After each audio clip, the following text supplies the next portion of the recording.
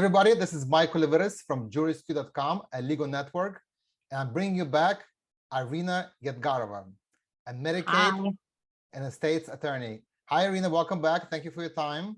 Hello, how are you? Very good, thank you. Last time we spoke, you did an excellent job explaining what you do, how to qualify for Medicaid, but still some questions remain, some more basic issues that I want to get into. You know, a lot of people get confused when they hear a will, a trust. What is the difference between them? Yeah. If you have a trust, do you need a will? If you have a will, do you need a trust? What's easier to deal with when, unfortunately, somebody passes away? What's the easiest form to get the inheritance? Through which mechanism? A will, a trust? Can we please get into it? Yeah. So start from the basics. Imagine we don't know anything. Yes, those are excellent questions. I get asked that all the time. And they're very different, a trust and a will. Any trust will actually avoid what you will have to go through with a will. So whether or not you have a will, there is a court process that the estate has to go through before your beneficiaries inherit anything. So if there's a will, that process is called probate in the surrogate's court. If you don't have a will, it's administration in the surrogate's court. So a basic impetus for doing a will, even though you still have to go through the court process, is you get to decide where your property goes when you die. The state has a statute. So if you don't say it in this written instrument, the will, the state decides who inherits, and it goes in order of your nearest kin, and each state has a different statute. So for example, in New York, the nearest relatives, if you're married, your spouse, and if you have children, your spouse gets the first 50,000 plus 1/2 of your estate, and the children get the rest in equal shares. If you don't have children, your spouse gets everything. If you're not married and you have children, your children get in equal shares. If you have no children, your parents. So then the statute goes in levels of succession, who's your nearest kin. So if you have children, for example, but you don't want them to inherit equally, let's say you have a house or an account or any asset that's just titled in your name will have to go through this court process. So in your will, you can say, I don't want, one of my children to get anything. I don't have a good relationship with him. I want the others to inherit, in either equal shares or whatever disposition you want. Or if you want to give some to charity or a friend, no one, the statute will operate unless you have a will. So that in itself is a great motivation to have a will if you don't want the state to decide the disposition of your property. But that process, that sounds lengthy and could be expensive. How long would it take? So probate is a little bit better, right? It's a step up from the administration in terms of length and cost, and I'll explain that. So you're not avoiding a court process here, unfortunately. The probate process is taking, depending on the county, I think you're looking at, from my experience in various counties, an average of about 6 months at least. And this is like a very optimistic view. For example, in Kings County, the petitions literally sit there for months and months before the surrogate judge gets to look at them. Why? It's not because they're lazy or incompetent, it's because there's such a backlog, not just because of COVID. So pre-COVID, there was still, you're looking at minimum 6 months time. Post-COVID, of course, there's still been this pent-up delay. So now they're kind of getting back up to speed.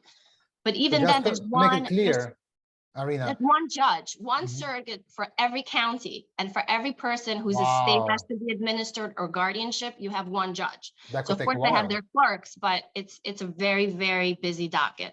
So it takes a long time. If your loved one passed away, unfortunately, and you have debts to deal with, you were expecting counting on this inheritance, you may have to wait 6 months and longer, maybe 8-9 months. Because probates and administrations, most of the time they have some sort of kinks. They're not as simple as you think, because you have to notify and cite the nearest kin. Even in a will, there's no privacy there. So there's a minor. Oh my goodness, they have to appoint a guardian ad litem if you have a minor beneficiary. So and these things take years. So I'm literally saying optimistic 6 months. And Irina, sometimes I believe your sibling or somebody else can contest what's happening in the of course. That's why they're given the right to be cited. So they can. And then it could be a whole litigation that could take years. to Right. decide. So for that example that I gave a little bit earlier, you want to disinherit your son in the will. Well, Mhm. guess what? That son is going to get note. He has to get notice of that will and a He's copy not of gonna the be will. happy. And if He's not he's gonna be not happy, if he thinks mom was under duress or had dementia at the time she signed Right, it, he's right. going to be contesting it. He has Mhm. another copy of some other instrument.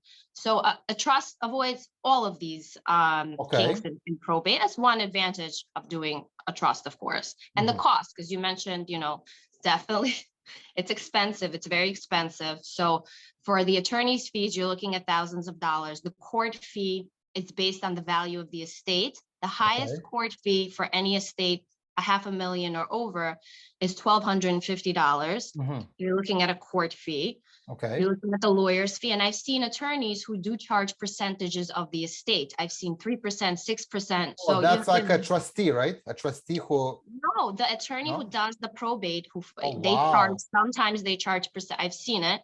Wow. I've seen it Oh, wow. multiple occasions. So they're, apparently, I guess it's something that would be upheld in a challenge of attorney's fees. They do Mhm. sometimes charge a percentage of the estate value. So that very hefty if you're looking at, Yeah, of your course. real property is worth at least $1 million in many areas in New York. So 3 to Sure. 6% just to pay the lawyer to deal with the probate. Mhm, mhm. And what about a trustee? Don't you need a trustee as well from the Need an court? executor, Executor. which is the, yes, who's going to administer, they marshal all the assets and distribute them to the beneficiaries, that you appoint them in your will, which again is another advantage. You That's get to also decide. costly. Yes, Mhm. the they have fees. Administrators and executors have a statutory rate of fees, Mhm. which you can circumvent in the will. You could do more or less depending I on what see. you want. They're Okay. also a percentage schedule. Mhm. Yes. Okay, very good. Now, but if you create a trust ahead of time, and I know your office does that, can you explain a little bit how that works and how that makes the Yes. process more painless? Okay, so I think it's very important to understand that the only assets that are going to pass through a will are those that are titled in your name. So any Okay. asset that you properly transfer into a trust is no longer titled in your name and will Mhm. not go through that court process of probate or administration. The will have nothing to do with it.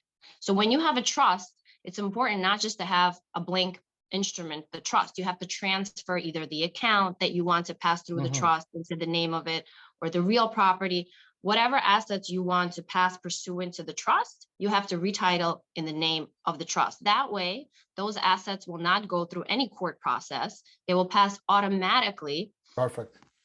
after post your passing. So that's a huge savings in time and Mhm. cost and headache and privacy, which is a Mhm. very important concern. Of The course. longer I I'm in see. practice, the more I see all these complications with probate processes. Interesting. That's an interesting Yeah, point that people don't think about. yeah, Privacy. Yeah, especially yeah, this day and age. absolutely. And we talked in our prior videos how through a trust you can qualify for Medicaid upon Right. your So retirement. certain, You save absolutely. lots of money for your medical expenses. Yes, trusts can have so many advantages that wills do not. Mhm. Trust can function in the form of Medicaid eligibility. Mhm. Trust can function similarly to get you asset protection. And Okay. trust can also help you avoid or minimize estate taxes, depending on your net worth, which may be a very large concern. That's a So good point. trusts are vehicles that we use in many instances. They may not be appropriate for everyone. I just want to also mention something super important because we're talking about the complexity of probate.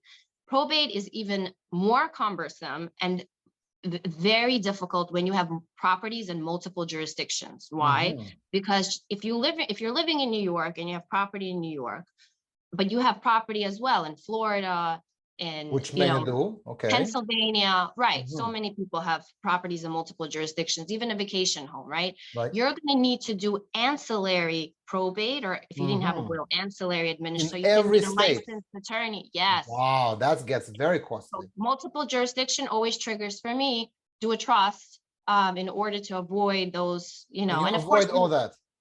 right. That's But perfect. the trust sometimes, again, depending on the nature of the property, if it's just a bank account, this is probably the most useful Mhm. advice that I can give everyone, and it won't Mhm. cost you a penny. Put a beneficiary, a transfer on death beneficiary on your bank account. because instead, you don't need to do a trust for a bank account. It will be similar to a life insurance or retirement account. Okay. You name a beneficiary. And It that's it. doesn't have to go through any court process. You don't need a trust for it.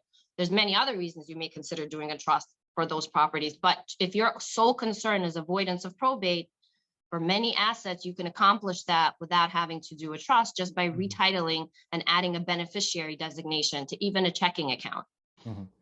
Irina, my biggest takeaway here, after I heard you explain about all the complexities, about what happens when somebody passes away, you think you find peace. No, there's more headache. Yeah. To Plan avoid ahead, that, you have less headache. If you plan exactly, ahead, yes, your relative, your nearest kin, your loved ones would exactly, have less of a headache. exactly. Planning is beneficial for them. Yeah.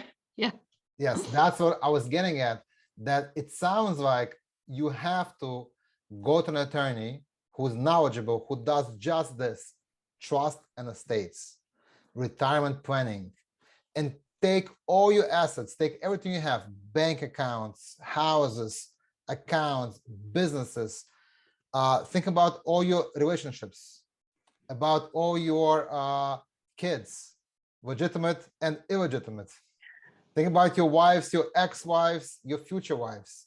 And That's you right. have to have somebody like Irina Yadgarova map it out, plan Yeah. it for you, all in different documents and instruments, so that when you pass on, your kin have a peace of mind and make it easy for them to move on. Absolutely. Yeah. Couldn't agree more. Irina, thank you so much. This was very informative. Of course, what you heard here today, that's just general advice. Irina gave for you a broad landscape. If you want specific consultation on your specific situation, call the number on the bottom of the screen. Law offices of Irina Yadgarova. Important to go early, don't delay. Everybody, thank you very much. Thank you, Irina, for your time. Until next time. Thank you, Michael. Okay. Be Bye-bye. well. Take Bye. care.